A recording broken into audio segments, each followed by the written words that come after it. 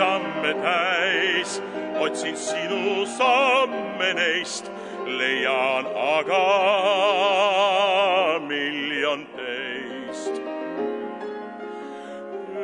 Üks murenes päev ja mööduv lõplik näis. Milliseid väljakutsed elult te ootate praegu? Antud hetkel on see, et ma teeksin ära selle juubelituuri, mis koosneb 20 soolokontserdist.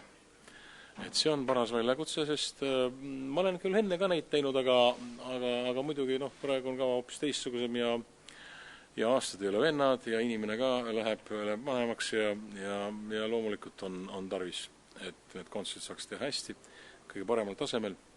Ja hetkel on see suurim väljakutse. Aga mis puudub üldisemalt, siis ma usun, et ooperis on, kus ma ise töötan, rahvusooperis, et seal on piisavalt väljakutseid, piisavalt palju suurepäraseid rolle, mida laulda, ja neid seal praegu mul on, nii et need on väljakutsed. Aga mida ootate veel või mis ma ootan? Mida te ihkate? Milles näete und näiteks? Kas ma nüüd und lausa näen? Aga eks mõned laulmata rollid võib-olla veel võiks olla ja tähendab, ma ihkan seda kõige rohkem, et neid on ju väga palju olnud neid rolle ja lauldud on ka väga palju selle 37 aasta jooksul. Aga ma ihkan seda, et ma oleksin vormis, et Jumal kingiks mulle seda, et ma saaksin laulda inimestele ja teha seda, mida ma soovin. Ja ma olen seda siiamaani suutnud teha nii ooperis kuni lihtsa Eesti lauluni välja. Nii et ma loodan, et mul Jumal kingib veel aastaid nii palju, et ma saaksin teha, et see on võib-olla kõige suurem soov. Aga kas te ei ihka ka välislavadele? Välislavadega on niimoodi, et sellega me oleme juba hiljaks, et ma olen seal küllalt palju ka esinenud, aga praegu on juba hoopis teine, praegu peaks olema management juba selleks, et esineda välislavadel. See enam nii lihtsalt ei käi. See on juba palju keerulisem saada välislavadele. Sinna juba lähevad nooremad inimesed. Sest kui see aeg, mis mul oli määratud, see on juba kahjuks möödas. Teie elu õnnelikumad hetk või õnnelikumad hetked?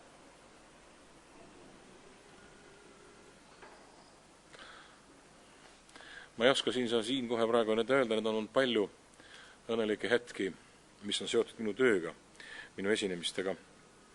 Aga mis on elus kõige tähtsam, et minu lähedased on terved. Mul on tore ja terve perekond, kes on mind toetanud kogu aeg ja me üksteist toetame ja see on võib-olla kõige tähtsam. Kus on kõige raskem laulda? Kas näiteks kirikus, muusikalilaval, ooperilaval või lihtsalt kontsertlauljana? Raskem, kas nüüd raskem just, aga muidugi etendus on ooperetendus, suur ooperetendus nõuab oma jõu. Ja see on oma ette kunstiliik ja teatesõnad alati keeruline raske, eks ole. Teisalt ei saa öelda, et muusikal oleks kergem. Ja kolmandaks ei saa öelda, et see antud kontsert täna siin kirikus oleks lihtne. Ei. Kõik need žanrid nõuavad omaette jõudu ja omaette stiilitunnetust, vormitunnetust, sisutunnetust, nad on kõik äärmiselt kontsentreeritud, nii et ma ei oska öelda seda, et mis on raskem. Nad on kõik hästi keerulised, eriti soolokontserdi vorm, olla tund 15 laval korraga, see on ikkagi üpris keeruline, pehmelt öeldes. Seega see ei ole niisama lihtne. Nad kõik nõuavad äärmiselt palju vaimuenergiat, fokusseeritud energiat, nii et see on... Nii et eelisžanrid nagu ei ole. Eelisžanrid ei ole, ma olen neid kõiki viljelenud ja ma olen ennast selle vahel jaotanud ja kui ma olen teatris, ma keskendun ainult sellele, eks ole, ja nüüd ma teen seda kontserttuuri, siis ma keskendun soolokontsertidele ja siin on omaette formaat, omaette energiakulu ja kõik see, muidu see väga hästi ka vormis hoiab, soolokontserti vorm, see on väga hea vormis hoidmise võimalus. On kõik raske. Ja muidugi vastutus. Sest ega kõige lihtsam lugu, et laulda inimese südamesse nõuab ääretult palju energiat ja vaimuenergiat. Nii et mitte mingist hinnalandust. Ma nüüd olen ooperis. Siin ma nüüd viskan nii üle ala. Ei, seda ei ole. Siis on asi läbi kukkunud. Niisugust asja ei ole. Või seda õnne, mis lootsi, näed peeglist nüüd vaid. Kord sinu suust tahaks kuuldama, kas kaasa mu peeglist veel jood või on lõpp me